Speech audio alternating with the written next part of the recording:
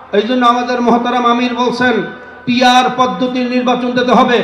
যদি পিআর পদ্ধতির নির্বাচন দেওয়া হয়, এলাকায় এলাকায় যে দৈত্য দানব তৈরি হয় পেশি শক্তি ব্যবহারের মাধ্যমে, কালো টাকা ব্যবহারের মাধ্যমে এক একজন এক একটা দানবে পরিণত হয়, এদের মাধ্যমে বাঙালি জাতি নিষ্পেষিত হয়, নিপীড়িত হয়। এই জালেমদেরকে আসার সুযোগ দেওয়া হবে না ইনশাআল্লাহ। এই জালেম মুক্ত বাংলাদেশ গড়তে হলে পিআর পদ্ধতির নির্বাচনের কোনো বিকল্প নাই। কোন জোটে আর বিগত দিনের আগের সেই নমুনার ভোটে এই জাতির ভাগ্যের পরিবর্তন হবে না। মনে রাখবেন, ইসলামপন্থীরা যদি জোট করে, সিপিবি সহ বামপন্থীরাও জোট করবে, দুই ভাগে যখন দেশ ভাগ হবে, বিদেশি পশ্চিমা শক্তিগুলো ইসলামের বিরুদ্ধে অবস্থান গ্রহণ করবে। বাংলাদেশের যে সমস্ত ফেসিবাদের দোসররা আছে, প্রশাসন সহ মিডিয়াও ইসলামের বিরুদ্ধে অবস্থান গ্রহণ করবে। এই হাজারো বাধা উপেক্ষা করে সামনে অগ্রসর হওয়া তখন কঠিন হয়ে যাবে। কাজী জোটেও মুক্তি নাই, ভোটেও মুক্তি নাই, মুক্তির একমাত্র পদ্ধতি হলো পিআর। আমি সকল যুবক আহ্বান রাখবো, আজকে এই যুব কনভেনশন থেকে যাওয়ার পরে আমরা জাতিকে উদ্বুদ্ধ করব পিআর পদ্ধতির নির্বাচন দেওয়ার জন্য, এই আশাবাদ ব্যক্ত করে আরেকটা কথা না বলেই নয়। বিশেষ করে বিগত 15 বছর সকল জুলুমের সীমা লঙ্ঘন করা হয়েছে।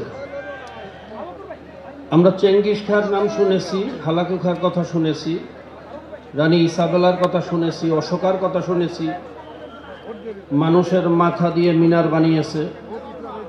আমরা আবু জেহেল নমরুদের কথা শুনেছি।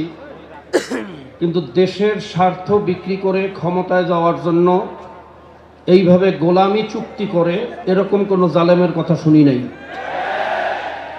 সংগ্রামী বন্ধুগণ, আপনারা জানেন নামকে অস্ত্রের শুল্কের পরিবর্তে ট্রানজিটের ব্যবস্থা করা হয়েছে। সেখান থেকে ভারতের গাড়ি আসবে, তার ভিতরে কি বিস্ফোরক আছে নাকি অস্ত্র আছে সেটা দেখারও কোনো অধিকার আমাদের থাকবে না। ইকোনমিক্যাল জোনে ব্যবসা কোম্পানি যে ডেভেলপ করতেছে, সেই মিরেরসরাইতে 900 একর জমি ভারতের জন্য বরাদ্দ রাখা হয়েছে। ভারত থেকে মৈত্রী সেতুর মাধ্যমে সেখানে আসবে। সেখানে কি বাংলাদেশ দখল করার জন্য ক্যান্টনমেন্ট করা হয়, নাকি যুদ্ধের ট্রেনিং দেওয়া হয়, নাকি কুকি চীনকে সহযোগিতা করা হয়, সেটা দেখার পর্যন্ত আমাদের অধিকার থাকবে না। এরকমভাবে আজকে পরিবেশের দোহাই দিয়ে বাংলাদেশের পাথর উত্তোলন বন্ধ রেখে ভারতের পাথর আনার ব্যবস্থা করা হয়েছে। আজকে বাংলাদেশের যত মোটরসাইকেল দেখবেন ইন্ডিয়ান, যত ট্রাক দেখবেন ইন্ডিয়ান, সিএনজি দেখবেন ইন্ডিয়ান। এমনকি বাংলাদেশের শিক্ষা সিলেবাসের বই ছাপানোর জন্য বাংলাদেশে এত প্রেস থাকা সত্ত্বেও ভারত থেকে সেই বই ছাপিয়ে আনার ব্যবস্থা করা হয়েছে। এভাবে বলতে থাকলে সারা রাত্র বললেও শেষ হবে না। যার ফলশ্রুতিতে 28,600 কোটি টাকা এই দেশ থেকে বিদেশে পাচার হয়েছে এবং বাংলাদেশ প্রত্যেকটা জনগণ 1.5 লক্ষ টাকা ঋণের বোঝা মাথায় নিয়ে দিন যাপন করতেছে। সংগ্রামী বন্ধুগণ, এরপরে জুলুম, আয়নাঘর, আলেম ওলামা সহ এমন কোনো অন্যায় নাই যা এই ফেসিবাদ পতিত সরকার করে নাই। সংগ্রামী বন্ধুগণ, আমার দেশের লক্ষ লক্ষ যুবক যে জায়গায় বেকার, শিক্ষিত যুবক, সেখানে ভারতের প্রায় 6 লক্ষর উপরে মানুষের চাকরির ব্যবস্থা করা হয়েছে। বৈধ অবৈধ মেলে 22 লক্ষ ভারতীয় নাগরিক বাংলাদেশে ইনকাম করার ব্যবস্থা করা হয়েছে। আজকে আল্লাহ পাকের শুকর, এই জুলাই আগস্টের বিপ্লবের মাধ্যমে মুগ্ধ এবং আবু সাইদদের জীবনের বিনিময়ে আমরা এই ভয়ঙ্কর বিপদ থেকে বেঁচেছি। কিন্তু এখনো বাংলাদেশের মানুষ বিপদ মুক্ত হয় নাই, এখনো ষড়যন্ত্র চলছে।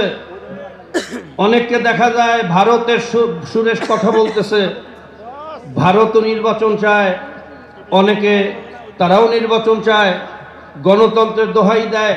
আমি জিজ্ঞাসা করি, আপনারা কোন গণতন্ত্র কায়েম করতে চাচ্ছেন?